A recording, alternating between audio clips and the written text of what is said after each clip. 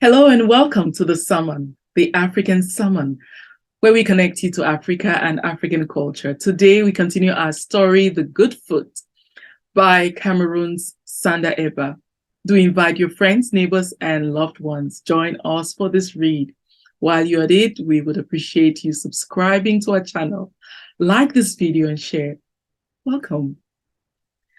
Chapter 6, Keto School. Life in the population camp was a rotten down-to-earth life, where no decent couple could rear a decent family. There was little or no privacy. Children saw things they were not supposed to see, heard things they were not supposed to hear, and did things they were not supposed to do. Had Mbamu grown up in Duma camp, he would never have been the hero he was destined to be in his future life. 6 weeks after arriving at Beaver, Mbamu left for Quito, where he was to continue his schooling. He only returned to Beaver for a total of 2 months each year for holidays.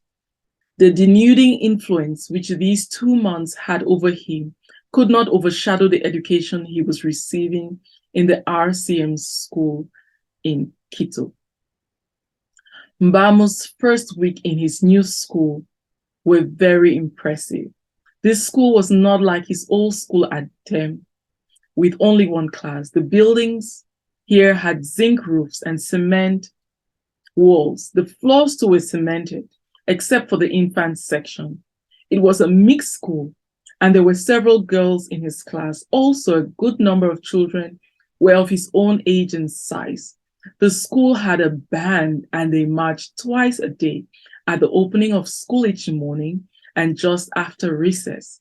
He liked the marching very much. As soon as Mbamu had found his feet in the new school, he resumed his catechism classes. After 6 months, he was examined and he did very well. He was baptized and christened George. From the first day in school, Mbamu was liked by his class teacher and most of his classmates. He respected everybody and obeyed all, even from his old classmates. This soon became a joke in the class, and soon some bullies exploited his innocence by ordering him about whenever they had the opportunity.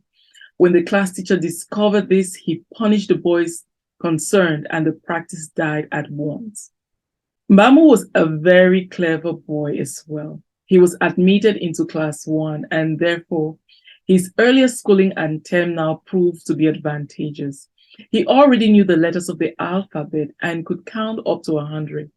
He did well in his examinations, and by the 3rd year, Mbamu was in Standard 1, the class where pupils begin to write with ink. In classes 1 and 2, he had been writing only with pencil or chalk. A week after school had reopened in this new class, he had many ink dots on his shirt and shorts. It was not, as some of his infant friends thought, intentionally done to show that he was now writing with ink. The ink just wouldn't stay in the pen. Neither would it behave well when he was writing. Sometimes it all ran down to form a big blot on the exercise book. And since he had no blotting paper, he would cover the blot with loose dust and then blow it up. If he tried to wipe the pen with his hand, the pen would refuse to write. It had become oily. But he must learn to write with pen, he kept telling himself. All important people write with pen, not pencil. Mbamu was now staying with his 4th master. He left his first master, having been with him for 3 months, because he was very cruel, always beating him for no just cause. His master had even threatened to cut his finger off if he stole again. The man said that in his house, any person caught stealing always had the index finger of his right hand cut off. Mbamu believed this and had even been prepared to let him cut off the little finger of his left hand, if the worst came to the worst. This finger, he wisely thought, was the least useful of all the fingers. Not that Mbamu was actually a young thief. His master had a bundle of long canes, which he always asked Mbamu to sell for him, 1 for a penny. Now you take that bundle of canes to the room, his master would say, and run to the market and sell them. By the way, count them and tell me how much money you will bring back. Mbamu would run to the room and count the canes carefully. Let us say he counted 20 in all. He will come back and tell his master that if he sold all, he will bring back 2 shillings. At that time, Mbamu was still in class 1, and he thought that there were 10 pennies in a shilling. Very good, my boy, his master would say. Now run off and sell them. If he was lucky, he would return, having sold all the canes, and hand proudly to his master the total sum he had received. And why? This is only 1 shilling and 8 pence, his master would bark. It should be 2 shillings. Where's the rest? You thief, you have eaten 4 pence. Where is my whip? 1, 2, 3, 4, 5, 6, 7, 8, 9, 10. That will teach you not to steal again. This happened several times, and the man, being illiterate himself, never realized Mbamu's arithmetical error. He always thrashed Mbamu for this supposed pilfering. Sometimes he would first interrogate him. What happened to the canes? The master would start. Perhaps some fell on the way, sir. Therefore you were careless, and for that you should be punished. Then he will beat him. At other times he would ask, did you eat the money? No, sir. Shut up, you liar. Did you eat the money? No, sir. Where then is the balance? Silence. You must have eaten it. No. Shut up. Say yes. Tell the truth. Did you eat the money? Yes, sir. Mbamu would finally say softly, knowing that he did no such thing. Good, you thief. Then the inevitable beating, after which, next time I shall cut off the index finger of your right hand. That is how we treat thieves in our country. His second master, a day watchman for the UAC branch manager, had only a 1-room house, which was rather small for himself, his wife, his 2 children, and Mbamu. Mbamu's father, knowing the type of life led in 1-room houses, soon withdrew Mbamu. His third master was not as cruel as the first, but he was certainly far from being kind. Besides, he discriminated against Mbamu.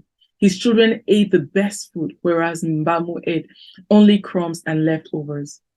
Although Mbamu did a greater share of the housework, his children slept on beds, while Mbamu was made to sleep on the floor. Consequently, Mbamu caught pneumonia, and had it not been for the timely arrival of his father, the illness may have been fatal.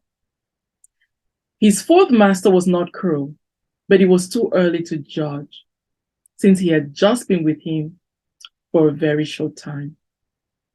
So far, Mbamu ate and slept well, but perhaps things might change for the worse after some time. Who knows? One Mbamu already detested in this house were the friends around. Like other boys of his time, Mbamu enjoyed dancing mbolo in the moonlight with his friends. All young boys and girls enjoyed this dance. The rhythm was very good and the dance graceful. But after some time, the dance usually became rough and the girls would be scared away. At such times, the dance would break up and Mbamu would glide away quickly to his house. The other boys would remain talking to the girls, and sometimes they would escort the girls to their houses. And there were whispered stories of what happened at the verandas of the houses. But grown-ups never suspected that these youngsters, scarcely in their teens, would do anything bad. On one night, Mbamu was to get the shock of his life. He came out to dance as usual, and as usual, the dance broke up after about an hour. He was edging his way when 4 or 5 boys surrounded him, telling him to be a man. They had never seen him with a girl. Why? Mbamu simply laughed at them and dashed away, intending to run to his house.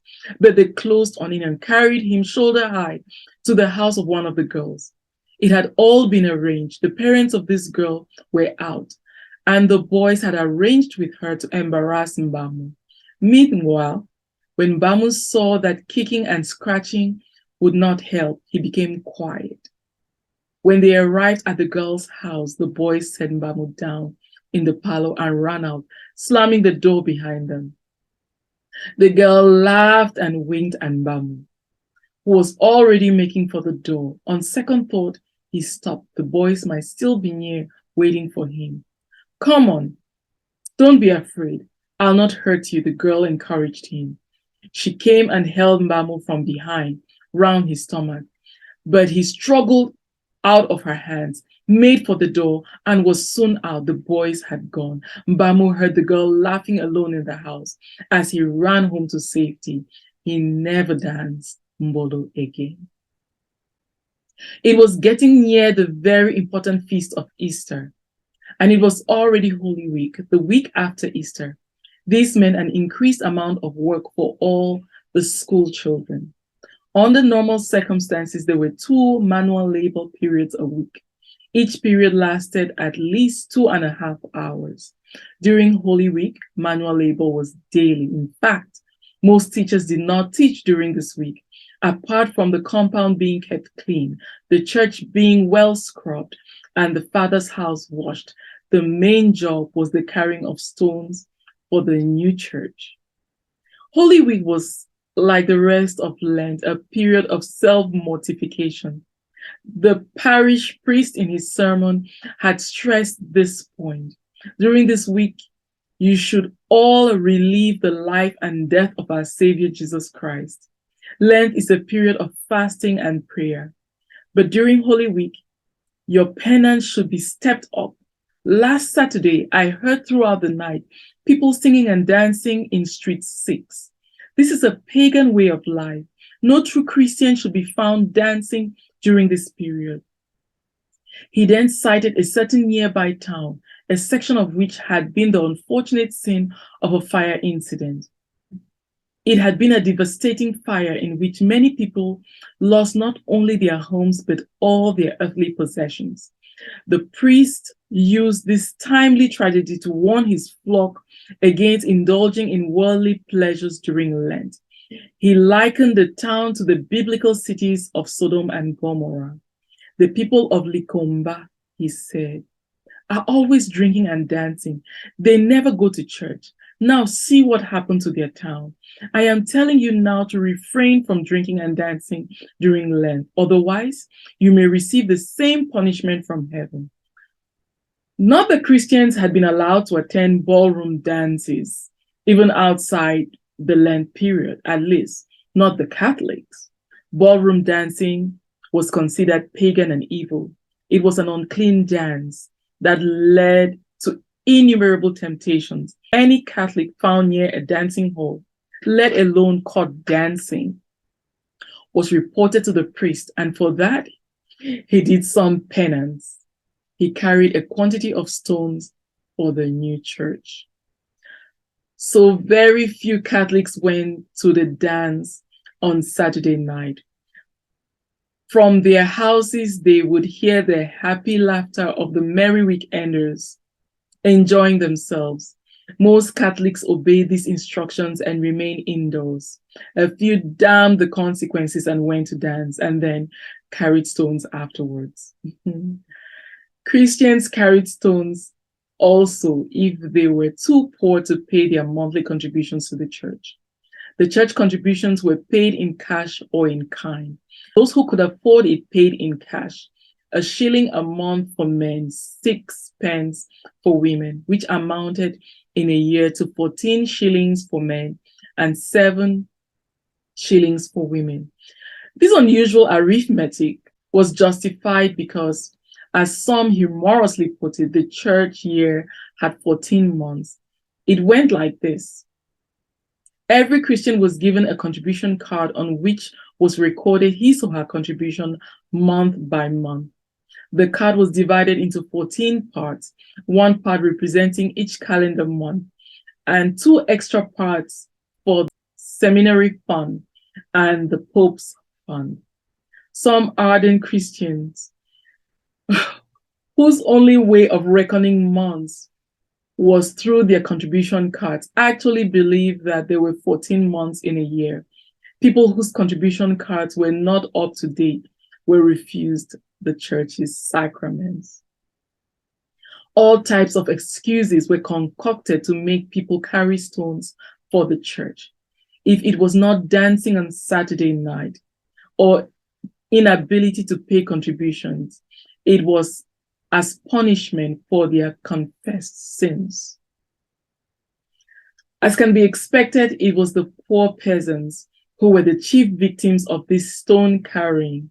Every morning and evening, many poor women and a few men would be seen toiling with baskets of stones or bricks to the new site of the church. To be a good Christian, then, one had to endure a lot and complain little. The parish priest was a stern man who tolerated no complaints at all.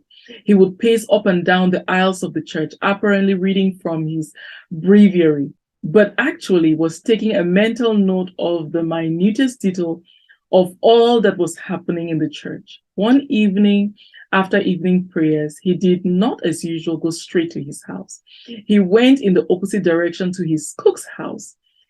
He had noticed that the cook's wife was absent from evening prayer.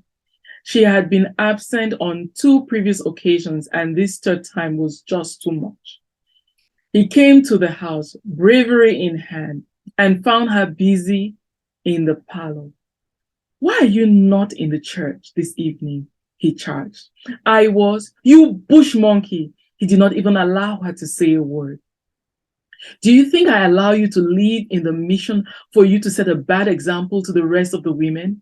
Please, Father, I was busy." "Shut up, you black monkey." Without waiting for her explanation, he pounced on her, slapped her, kicked her, knocked her severely, and left her bruised and shrieking on the floor. This type of treatment was accepted without complaint. After all, the father was a white man and next to God, and therefore above blame. The new church would still be partitioned like the old one. A little cozy section near the sanctuary, well painted and furnished with benches and chairs, where the few Europeans who came to church would sit or kneel in comfort, and the main body of the church with small benches for the natives to sit or kneel on.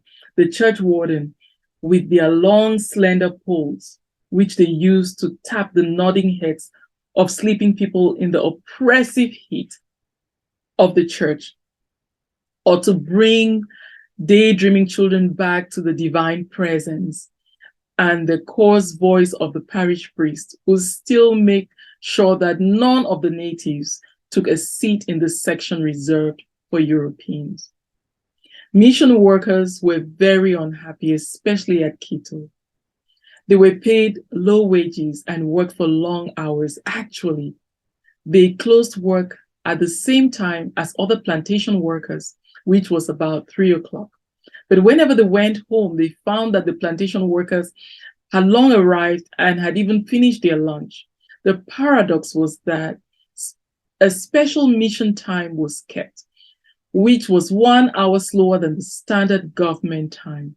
The 2 times, of course, coincided in the morning, so the mission workers started work with the others at 7 a.m. But sometime after noon, mission time came into operation. Consequently, they worked 1 hour longer.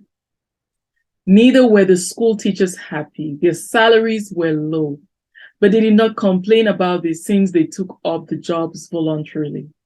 What they complained about were the monthly deductions from their salaries without their prior consent on the slightest pretext. If a textbook was missing in a class or a window broken, the class teacher paid for this, and monthly church contributions were taken out of their salaries automatically. Easter marked the end of the first term of the school year, and every term usually ended with a meeting of the school staff. These staff meetings were usually stormy. Invariably, the question of staff-manager relations came up, The school manager was the parish priest. The problem about this relationship was usually financial. There was a staff meeting on Good Friday, the last Friday of the term, and it was a very stormy meeting. For 2 months, the teachers had not been paid. The Standard 5 teacher opened up the discussion of this important topic. For 2 months, he said, we have not been paid, and we keep working like slaves. But even slaves are given food to eat. We must ask the manager to attend this meeting and let him make a statement. Either he pays us or, ladies and gentlemen, let us not lose our heads. Cut in, headmaster. When dealing with a delicate problem, we have to tackle it carefully and do nothing rash. So I suggest, stooge, stooge, cried several teachers all together. Many teachers believed that the headmaster did not represent their interests well. They felt that he always replied yes to all that the managers said, being more interested in keeping himself in the good books of the manager. Aban stood up. He was the Standard 4 teacher. He had only a Standard 6 certificate, but he could hold his own in any learned society. He called himself a radical and always made an impression whenever he spoke. Excuse me, sir. He cleared his voice and fired on. I am completely bewildered by our nonchalant attitude to this problem, which is fundamental to our very existence in this school. AB, AB, shouted his admiring colleagues, spelling the first 2 letters of his name as an abbreviation for Aban, he continued. For the past 2 months, we have not been paid a penny. How do you think we live? On grass? We want you to realize, sir, the sir was spat out with a sneer, that we are determined to get paid today. If need be, we shall sleep in the Father's house, but we shall not leave the mission today unless we are paid our salaries, the fruit of our labor. And while we are at it, another teacher took over. We shall get the whole of our salaries, not just a part. We shall pay our church contributions like all other Christians freely to the priest. He will not extort it from us. We have starving families, another said, starving parents, starving relatives. The priest eats 3 meals a day. No, 5, including his tea and coffee. All right, all right. It was the manager himself.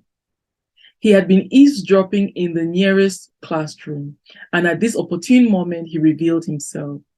There was a deadly hush. In the complete silence, you could have heard a pin drop. He looked round slowly, from teacher to teacher, straight in the eye. You should consider yourselves fortunate to be appointed teachers in this school, he began. Any person who does not want to teach again, resign.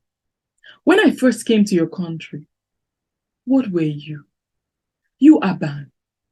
You were a little scobious, filthy, naked imp scrawling in your village. I have given you education and religion, and this is my reward.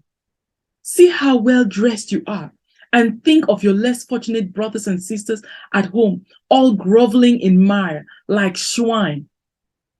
Where do you think I get money to pay you from? The mission is very poor. We live by the contribution of the faithful. The teachers had heard this one before, several times. Besides, they knew that the government gave a certain sum to the mission to help them run their school, and the children paid school fees, but none spoke. This is Good Friday, the manager continued, the day our Lord was crucified on the cross. And this is the way you celebrate his death. You are not fit to be teachers. You will have your salary after the Easter holiday. And remember the building fund. There was grumbling among the teachers. Who dare oppose me? Speak up, black monkeys. Nobody spoke. Nobody dare oppose a white man, and a reverend father at that. After a minute's silence, the headmaster stood up, head bowed down. Twiddling his fingers, said, we are very sorry, Father. You must consider that the staff is not mature. You must not take to heart these things which were not meant for your ears. He looked around. On behalf of the entire staff, I offer our unreserved apologies and ask for your forgiveness. Then he sat down. You are forgiven. With these curt words, the manager left. Abang was shaking like a leaf. After all, he might have been fired. They were all cowered down, and never again did they dare oppose the manager. And this is where we end for today. Be sure to subscribe to our channel, like our videos, and share.